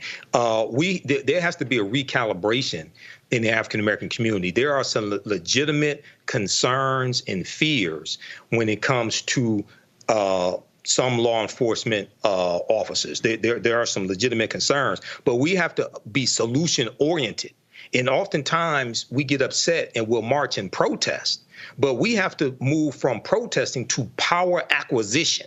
OK, a lot of these police departments are open for us to go in and get these jobs. And many of them across the country have lowered the standards that are needed to become police officers. Not saying that we need lower standards so we can become police officers. But what I'm saying is that's how desperate many of these departments have become. So we have to ask the question, OK, who do we want to be the police in our communities? OK, because they're not going to eliminate police in these communities. Do we want police officers coming from the outside? Do we want white officers coming from the suburbs? Or do we want African Americans who have a guardian mentality and see people in the community as people who need to be protected and not policed? Because those are two different mentalities. So you only protect what you respect. So when you grow up in the community and you know the people, you know the elders, you know the children, things like that, you want to be there to be an assistance to them, to help them protect them. Sometimes when you come outside the community and most of what you know is what you've seen on Fox News or what you've seen in the media, things like that, and a lot of that could be negative, you may have a different perspective. And the other thing, I think a lot of our various organizations need to be vocally promoting this. You know, one of the downfalls, I think, of the whole Black Lives Matter movement, there were some things that I think they meant well, other things that really didn't make sense. But they weren't advocating for us to, like, let's go get these jobs in these departments and become the officers we say we want to see. We want to see all these policies put in place. Well, where are you going to get the officers who abide by the policies? OK, some of the first people who should have applied to those jobs in the police departments are the Black Lives Matter protesters. Because now you can actually go do the job the way you said it needed to be done. OK, but the other thing is now some people may disagree with me on this, but hey, let's keep it 100. You got some people who mean well and have good hearts and committed. You got other people who are in the social protest for the money. And then when you decrease the need for the social protest, now you're messing with their money. So some of them are not focused on solutions to the problem. They're focused on raising money to keep fighting against the problem. That's a whole nother show. That's a whole nother show. Listen, but for that same question, before we go to a break, Matt, I want to throw that to you in terms of making a job, becoming a police officer attractive to someone who is an African-American male or female? Well, I can't speak for everyone, but I would say I've heard enough stories of black cops who were, vilified or attacked themselves inside the department, not only by other cops who may have been racist, but people who just left them out to dry if they were trying to do the right thing. So I think the first thing is you would have to have some assurance that you can actually do the job and stand on business, if you will, without fear of reprisal. And I think there are a lot of black police officers across the country who would tell you that was their experience, particularly when they were in departments that were not homogeneously black. So one, I think you need those institutional safeguards. And again, that comes from enforcement. And we've had a million stories on this very show about officers who tried to do the right thing and either got extricated by their department or a cabal, essentially just a conspiracy inside certain police departments to hide things or do certain things that are either not following the law or that are otherwise discriminatory. So I think you would need assurances that if you're going to go be a black cop, you'll be protected. And I don't know how you give that on the micro level, but I think that would be a necessary condition precedent before a lot of black people start becoming police officers. Yeah, and what often happens when we get into these spaces where we tend to be the minority, which would probably often be the case no matter what town USA you are in when you get that job, is that the responsibility often falls on you, Matt. The responsibility often falls on you, Michael, though you are the one who you are taking the job, expecting those safeguards. People in those positions are often in the process, become a part of the process to putting those safeguards in place, really putting more work in our laps for jobs that we're not getting paid more for in order to put those safeguards that Matt is talking about in place to begin with. Well, yeah, but that's true. But I think we have to make a decision on what it is we really want, okay, and how to get it. All right. Mm-hmm. And it needs to start with our communities where we are the majority of the people in those communities. All right. If if you're in a predominantly African-American city, you want the majority of your officers to be white. You want the majority of your officers to be from the suburbs, or do you want them to be people from your community that care about the people in the community? And when Miss Johnson's boy, who's 20 years old and mentally ill, when you see him having a fit, you don't see him as a threat because Miss Johnson, you've known that kid since he was 5 years old, so you don't feel a need to shoot him. OK, you can talk to them. There's a cultural competency that oftentimes comes when you have the right type of African-American police officer who does not see certain people or certain behaviors coming from their community as a threat as other people would coming from outside of that community. So it's going to have to take a holistic approach to this. But we have to realize, look, we have to move from protesting to power acquisition. OK, and take control of these police departments. And then the other thing is the mayor appoints in most cities. There are some differences, but in the majority of the cities, the mayor appoints the police chief. The police chief helps to set the tone of policing in the department as well. So you're dealing with the mayor, you're dealing with city council, you're dealing with the police chief also. But we have to make up our minds. Look, we need to focus on power acquisition. All right, gentlemen, we're going to go to a break after that wonderful conversation. You are watching Roland Martin Unfiltered here on the Black Star Network. Stay with us. Hatred on the streets, a horrific scene, a white nationalist rally that descended into deadly violence. White people are losing their damn minds. As an angry pro-Trump mob storms the U.S. Capitol, we're about to see the rise of what I call white minority resistance. We have seen white folks in this country who simply cannot tolerate black folks voting. I think what we're seeing is the inevitable result of violent denial. This is part of American history. Every time that people of color have made progress, whether real or symbolic, there has been what Carol Anderson at Emory University calls white rage as a backlash. This is the rise of the Proud Boys and the Boogaloo Boys. America, there's going to be more of this. Here's all the Proud Boys, guys. This country is getting increasingly racist in its behaviors and its attitudes because of the fear of white people. The fear that they're taking our jobs, they're taking our resources, they're taking our women. This is white fear.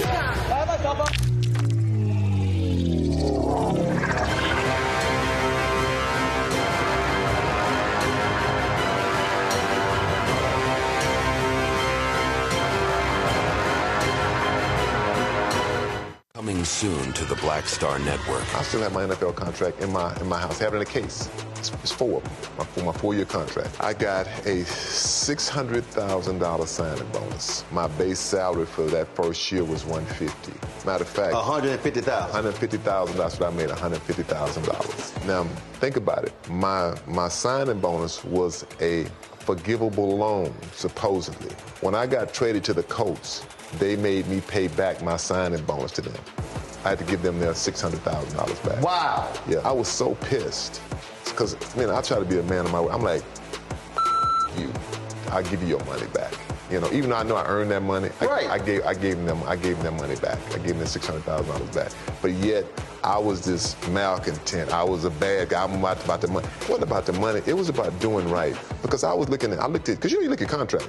Look at John Elway. John Elway was making $1 million, $800,000. I was making $150,000. I was doing everything. And I'm like, but yet I was, I got so many letters, so I just play for free and all that kind of stuff. You don't forget that kind of stuff. Right. That stuff is hurtful.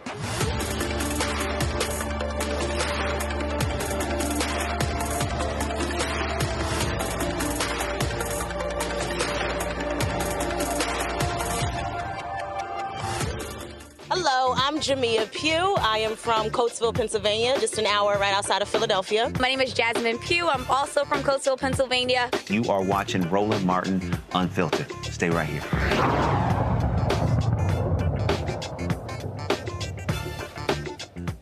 All right, as President Biden tries to refocus his campaign, he is live in Detroit now at a rally. We're going to go live ourselves to see what he's bringing to the audience.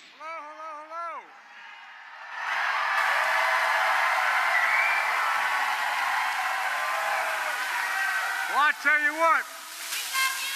Well, thank you. I love you back. Look, I'm not going home unless I get one sign. And that is Motown is Joetown, and it is.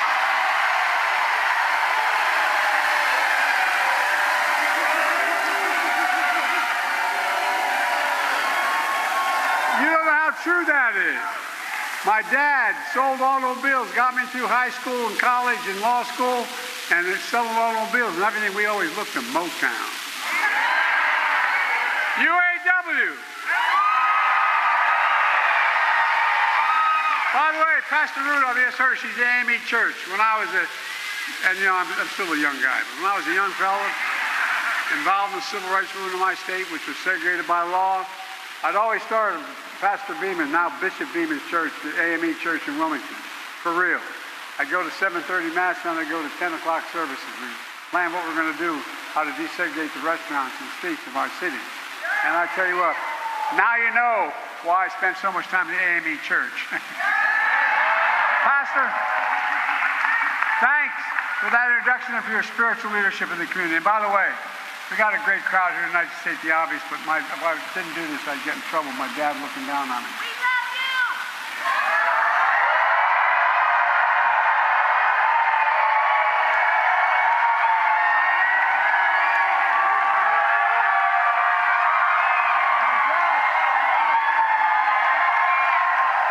My dad would give me hell if I didn't turn and say, "Excuse my back, I apologize." Look, folks, members of Congress, Debbie,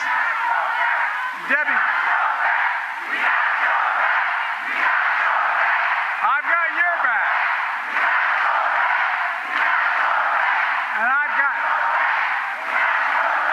got your back as well. Members of Congress, Debbie, Haley, and by the way, I want you to know that I've spent a lot of time with Debbie. She's helped me like a lot. And I forget which event we're at, and someone said, "You're his wife, aren't you?" Because she looks like Jill, my wife. And Siri, thank you very much. I can't tell you. Look, we got state leaders, Lieutenant Governor Gilchrist. He's hard to miss. He's 7'3". Secretary of State Benson. Lavora Bourne, Democratic chairman. We got civil rights leaders, faith leaders, labor leaders, including SEIU, CWA, AFL-CIO. Thank you all. And by the way, I don't call it labor, it's simple. Unions. I say the word.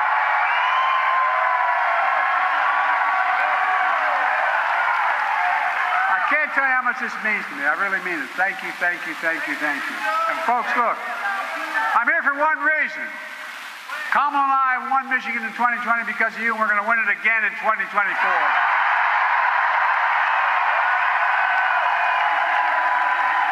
And here's how we're going to do it. We're going to stand up for women in America. We're going to protect contraception. We're going to protect IVF. And we're going to restore Roe v. Wade as the law of the land. I mean it. We're going to protect the right to vote. We're going to fight for Medicare and Social Security, not cut it like the other guy wants to do. And I promise I'm going to keep lowering the cost of prescription drugs in America. We're going to keep expanding health care. No matter how many times Trump and his MAGA Republicans come after the Affordable Care Act, we will stop them and stop them and stop them. I mean it. Too many people are depending on it. We're going to protect our children. We're going to get weapons of war off the street. We're going to ban assault weapons. Folks, look, more children are killed by a bullet than any other reason in America. They die for that for more than anything else, any disease, any problem. It's sick. And above all else, we're going to stand up for our Constitution and save our democracy.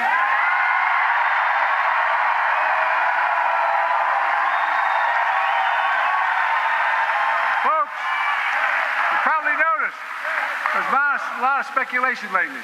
What's Joe Biden going to do? Is he going to stay in the race? Is he going to drop out? Here's my answer. I am running, and we're going to win. I'm not going to change that. In fact, just today, the Marist poll released a national poll that has me beating Trump 50-48. I don't know all this drop-off poll that took place. There's so much of my narrative, my campaign is falling apart, they say. I'm the nominee of the Democratic Party, the only Democrat or Republican who has beaten Donald Trump ever. And I'm going to beat him again. I know him. Donald Trump is a loser.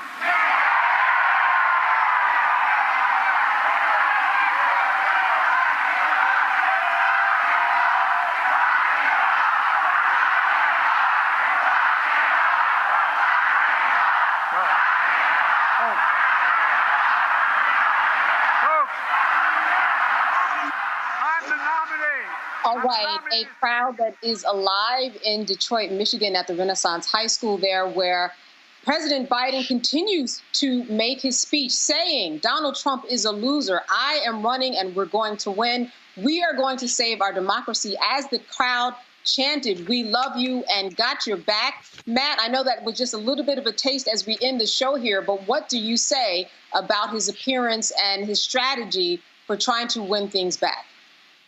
Well, I say I was very wrong at the top of the show. I'm glad to see Joe in this form and getting after it. I thought it was great the way he rattled off a number of those issues that are going to be primary issues in this election, not only abortion, gun control, Medicare, prescription drug costs. I think that's exactly where he needs to be. And I think that's exactly what will dispel, questions about mental acuity. I think the way he rattled that off was perfect. And I think he's obviously able to do that in real time. You can't read off or teleprompter things that are responsive like that. This is where I think he's at his best. And I hope that the campaign continues to put him in circumstances where he can show just what he's able to do. I thought that was much more effective than what I've seen recently.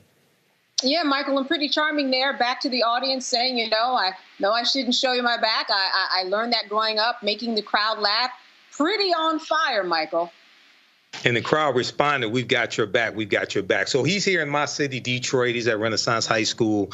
Looks like a great turnout. I know some people that are there. But this is Joe Biden in retail politics. When I was on the show back on Friday, June 28th, we know that was the day after he did the interview with George Stephanopoulos. We know that day he was speaking in Raleigh, North Carolina. Fantastic turnout, a lot of energy. He's showing it right here as well.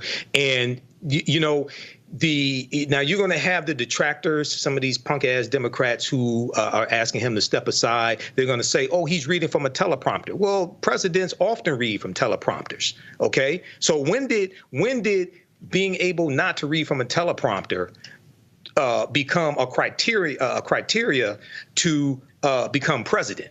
And they don't say the same thing about Donald Trump. OK, Donald Trump reads from teleprompters. He sounds crazy. When the teleprompter goes down, he sounds crazy. They don't hold Donald Trump to that same standard. So, yes, this is good. And he's talking about issues and talk more about those kitchen table issues like the Congressional Black Caucus was talking about as well. Wages increasing. Wages have been increasing, outpacing inflation. We just got the news also that inflation has cooled down some more. The Federal Reserve is looking at lowering interest rates for the next month or two, possibly, something like that. So talk about those economic issues and your successes in saving the economy.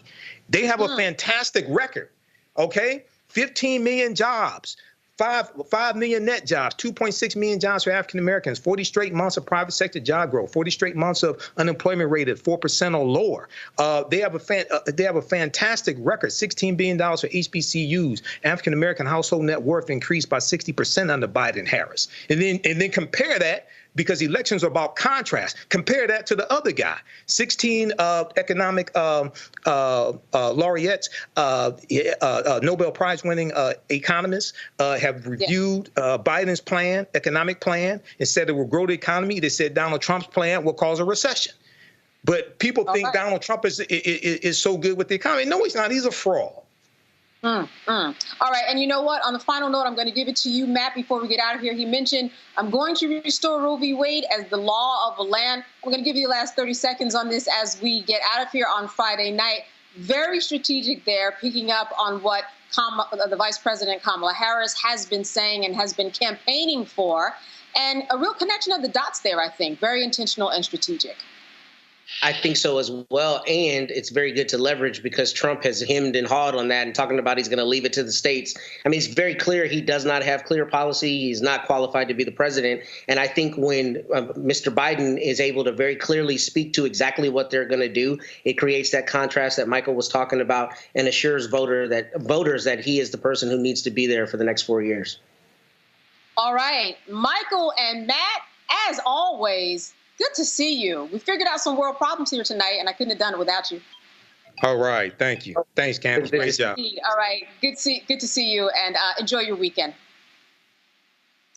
All right. And to everybody else, enjoy your weekend. We will probably have Roland back in this seat on Monday.